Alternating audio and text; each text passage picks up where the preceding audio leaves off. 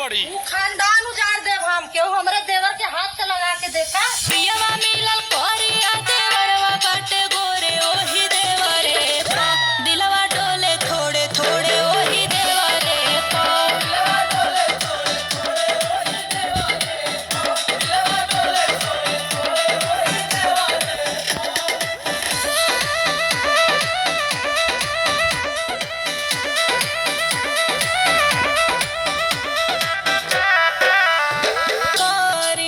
काजू खाइबो भौजी।